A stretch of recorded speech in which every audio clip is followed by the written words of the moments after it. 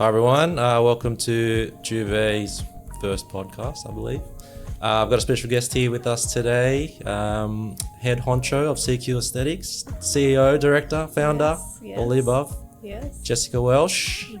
Thanks for joining us. Thank you for having me. We're here at Taronga Zoo for our annual Juv'ae conference, and I guess the series of this podcast is just to get a different gauge of various injectors across their sort of journey. You're quite further down your career path. Yeah. So the topic we're going to sort of discuss today is, you're sort of the tail end of the series, the journey, which is, establishing quite a big business, have your own staff. So just tell us a bit about yourself, just to get the ball rolling. So I started in this industry, 8-9 years ago. I was working at a GP clinic in Rockhampton, and at the time the head doctor there was doing, injectables on his family and friends, and he got a bit slack and passed it on to me. And in Rockhampton there wasn't any other injectors or doctors doing that sort of field, and I thought, maybe it's something that we can bring into the town. So I went and studied at the Australian Academy of Dermal Science in the Gold Coast, and I obtained my graduate diploma in cosmetic nursing. And then from there, my doctor that I was working for at the time mentored me to open my own business. And back then, as a registered nurse, I was, how could I open up my own business? All I knew was nursing. But he mentored me for my first year, and 7 years later, I've got a team of 6-7 staff. So 6-7 staff. Do you want to just sort of briefly go through, what they're doing? Yeah, so I've got myself and 3 other registered nurses who all inject. Myself being a senior, and then I've got another advanced injector, and then my 2 juniors that we're training. I've got 2 dermal therapists and a clinic coordinator that I hired just end of last year, as I've had a baby now, so I had to have someone there to manage while I was on leave. So I guess, you've got quite a big team there. How did you sort of grow it step by step? Obviously you didn't hire 7 people overnight. No, not overnight. It definitely was a journey. I think so. My first year out, it was just me.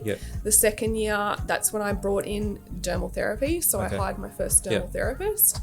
I think it was about my 3rd year, I was working 6-7 days a week. You're the cleaner, you're the receptionist, you're everything. You wear all these hats. And I thought, why not bring another nurse into the clinic? So I did. She probably only lasted 6 or 7 months. She went on to her own journey, and I helped her open her own business. And that really inspired me to help other nurses. So that's why I employed my next nurse and then the nurse after that. And so when you're sort of going through that hiring process, is there anything you particularly look for, anything you sort of screen or? Nothing in particular. I'm someone that's highly driven, so I look for that in other nurses because I feel if they're highly driven, then I can mentor them along the way. Cool. I guess when I first started, I had no one to help me. I had to do it all myself. And looking back, I wish I had someone like me to do that. So it really inspires me to help other nurses, get to where I am. Definitely. And so obviously it's quite hard to then sort of, release some duties to, because you're an injector. Yes. So when you're first hiring that cosmetic nurse to sort of, hand over some of the reins, what's the sort of, what am I trying to say? How hard was that at first, and how did you get over that? Very hard. I like to be in control, and I guess because it's your own business, it's a reflection of you. And it was my first baby. So to let go and to let someone else handle my clients, my new clients, was tough. And I really had a hard time doing that. But I think you've just got to trust yourself, trust that you've built this business, and have that trust in that other person to, I guess, reflect what you've been doing. So I did look for that in other nurses, they have that drive and want to learn and want to be where I am today. So how do you go about sort of training them? Training, thanks to Juv'ae. Juv'ae's got a great training course, I know. So, I encourage them to go down and train in head office. We also have certain reps that come into the clinic and do training days every now and then I'll try and go in and train the nurses as well my way and how I've been taught. Okay. Yeah. I think it's really important to have that ongoing training, because when I first started, I think I flew to Sydney every 8 weeks. Yeah. And it's continuous. Yeah. Yeah. So any tips for those who are looking to hire their first nurse and how to relinquish some of those responsibilities? Because I imagine at first all your clients or patients would want to see you because you're the face of the business. Yes. And then you've got to introduce them to this new nurse. How do you then go about introducing them? Yeah. I found this really tough going on maternity leave. And so, clients would come to me and say, well, because I had 3 other nurses, well, who should I go and see, Yeah. And I kind of was like, well, I wouldn't employ these nurses if I didn't ultimately trust them, But I'd pick them around their personality. So if a client came in and was, which nurse do I see now that you're going? I'm like, well, this nurse, because, you would match her personality and so forth. Yeah, so you talked about one of your nurses, eventually leaving and starting her own business, and you sort of mentored her, which is, I think, it's almost inevitable that a nurse will eventually... Absolutely. They're not going to stay with you forever. Yeah, exactly. Yeah. So how do you go about retaining that staff and sort of keeping them engaged for as long as possible? I guess looking after them, Yeah. paying them a good wage, or just keeping in contact with them. What are their goals? What do they ultimately want out of working with me? Do they want to be on their own, or do they want to work for me and just fly under their own? I think it's also pretty... I think it's like, in your case, it's quite...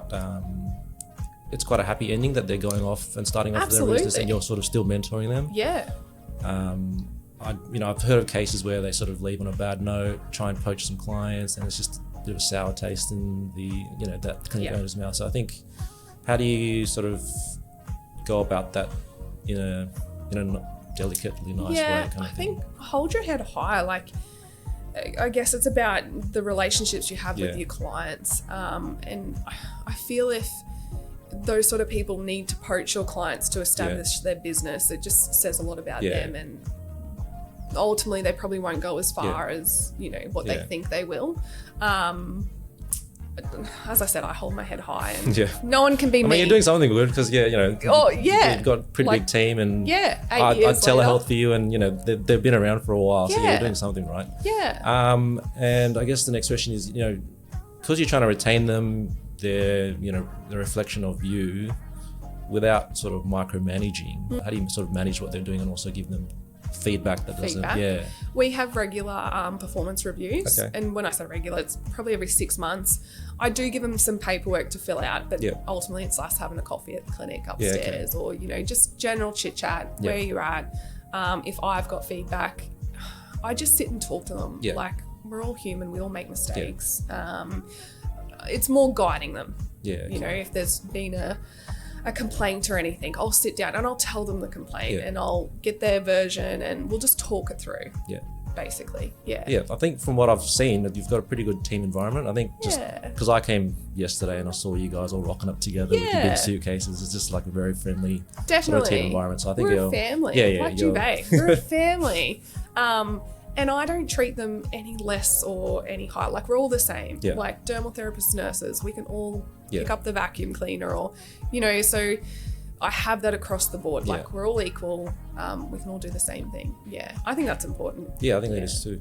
The good and the bad, what's been the most challenging thing in terms of, hiring all this staff and building this different this personalities. And making sure that they're all getting along together, and some staff mightn't agree with the other staff, and it's just, that's probably been my biggest challenge. Do you ever have any sort of internal friction between staff? Absolutely. And how do you manage that? Because you're the big boss. And it's hard because I am such a people pleaser. Probably 2 years ago, there was a dermal therapist and a nurse had a bit of a thing together, and I just had to sit between them and talk it out. Like, it didn't end well. I hate conflict resolution 101. And I hate it, but we had to do it. I had to put on my big girl pants and talk it through, and it didn't really end well, but you do what you can. You do what you can. You're not going to please everyone, and you are going to have those people that clash, and it's just one of these things.